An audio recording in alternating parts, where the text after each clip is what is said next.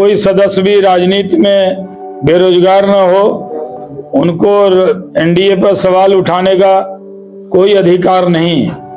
बहुत बड़ा फैसला है। नीतीश कुमार जी को बधाई, पूरे एनडीए सरकार को बधाई। पेंशन को भी बढ़ाने का काम उन्होंने किया। आप दिन को कहे रात तो रात कहेंगे। आपने बयान दिया, मैंने कहा हाँ, उन्होंने बयान दिया। नीतीश कुमार जी के नेतृत्व में जेडीयू, बीजेपी, चिराग पासवान जी की पार्टी, मांझी जी की पार्टी, उपेंद्र कुशवाहा जी की पार्टी इकट्ठे चुनाव मैदान में जाएगी।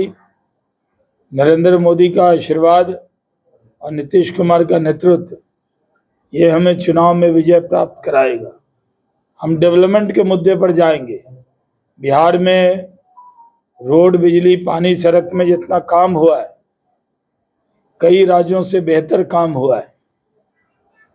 अभी राजद के लोग बिना बात के नीतीश कुमार जी की सेहत पे सवाल उठाते हैं, जबकि नीतीश कुमार जी सुबह 9 बजे से लेके 7 बजे तक वो बिहार की सेवा में लगे रहते हैं। बिहार का सौभाग्य है कि सबसे अनुभव वाले मुख्यमंत्री बिहार के पास है। उनके अनुभव का लाभ हो रहा है। ऐसे हर चुनाव में नई नई पार्टी आती है। देखा कि आम आदमी पार्टी भी बिहार में चुनाव लड़ना चाहती है, जन स्वराज भी चुनाव लड़ना चाहती है। एक और पार्टी आई थी जो अखबार में पोस्टर डाल के आई थी पिछली बार, वो भी चुनाव लड़ना चाहती। तो बहुत सी पार्टी चुनाव मैदान में आएंगे, लेकिन भरोसा जो है वो एनडीए पे है और एनडीए चुनाव जीतेगा। सर, आज भी निमंत्रित हैं। माँ ललिता देवी कुमकुम अर्चन यज्ञ होता है जहाँ भी, तो अभिषेक ब्रह्मचारी जी से हमारे बड़े अच्छे संबंध हैं, रोहित जी से। उसी कार्यक्रम के निमित्त आया हूँ। कल ही भागलपुर जा रहा था, लेकिन रास्ते में तबीयत नासाज हुई तो बेगूसराय रुक गया। आज यहाँ आया हूँ, शायद बहुत दिन बाद आया हूँ। गया का कुछ दिनों तक प्रभारी मंत्री भी रहा हूँ और गया जी से बहुत लगाव है। एयरपोर्ट हमारी वक्त में बना था और तब से गया के लोग हमसे बहुत प्यार करते हैं और मुझे भी गया जी आके बहुत खुशी होती है। एक तो सरकार को धन्यवाद कि उन्होंने गया जी का नाम गया जी रख दिया और बहुत डेवलपमेंट हुआ है। अभी टूरिज्म की अपार संभावनाएं कहीं हैं तो गया जी में, बोध गया में। अभी बिहार में हम लोग इकट्ठे और एकजुट होकर चुनाव की तैयारी में है। नीतीश कुमार जी के नेतृत्व में लड़ेंगे, जीतेंगे, इसमें कोई शक नहीं है। पीछे एक पंखा है, वो भी बंद कर कि सब जगह पहुंच है।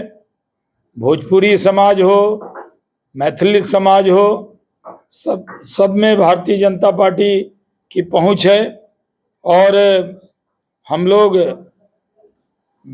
मोदी जी और नीतीश जी के नेतृत्व में हर समाज में अपनी पैठ बना रहे हैं और उनका साथ पिछली बार भी मिला था। थोड़ा भोजपुर का इलाका पिछले बार कमजोर रहा था, इस बार वो भी कमजोर नहीं रहेगा और भोजपुर और मिथिला का इलाका दोनों हमारे साथ मजबूती से रहेगा, क्योंकि हम लोगों की इसमें बहुत पैठ है। इजराइल और ईरान के युद्ध पर सोनिया गांधी ने ट्वीट किया है, जिसमें कहा है कि भारत सरकार जो है उससे चुप्पी नहीं साधे। भारत चुप्पी नहीं साधे हुआ है। भारत तो शुरू से, हम तो बोध गया में है, ये तो बुद्ध का देश है। हम शांति चाहते हैं, अमन चाहते हैं, तुरंत जंग खत्म हो ये चाहते हैं। और वो हमारे जो छात्र फंसे हुए थे ईरान में, सबको भारत ने ऑपरेशन सिंधु के तहत निकाला है। बीच में उन्होंने नीतीश कुमार को आरक्षण के मुद्दे पे और जाति गणना के मुद्दे पे घेरा है। बड़ी तल्ख भाषा में वो है, बहुत कुछ कहा है। उन्होंने, तेजस्वी जी ने लिखा नहीं है, वो इतने पढ़े लिखे नहीं है कि एडिटोरियल पेज पे लेख लिखे। वो लेख लिखवा के डाल दिया है, और लिखने वाले ने गलती कर दी है। नीतीश कुमार तो आरक्षण के पक्ष में रहे। पंचायती राज में अति पिछड़ों को आरक्षण किसने दिया? नीतीश कुमार जी ने दिया। नीतीश कुमार जी ने जातिगत सर्वे करवाया था। नीतीश कुमार 1994 में पार्लियामेंट के फ्लोर पर बोले थे जातीय जनगणना के पक्ष में।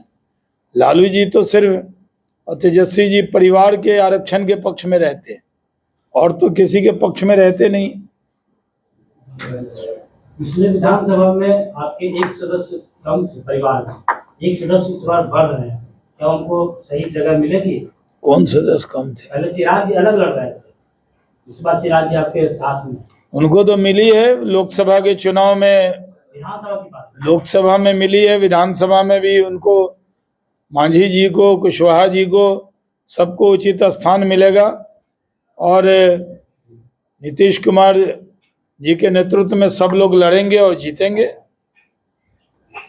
जहां आप गया एयरपोर्ट को छोड़कर गए थे, आज स्थिति हुई है, उसमें कोई डेवलपमेंट विशेष नहीं हुआ है, इस पर थोड़ी बात करेंगे? मैं तो तभी पहल कर रहा था। हाँ जी।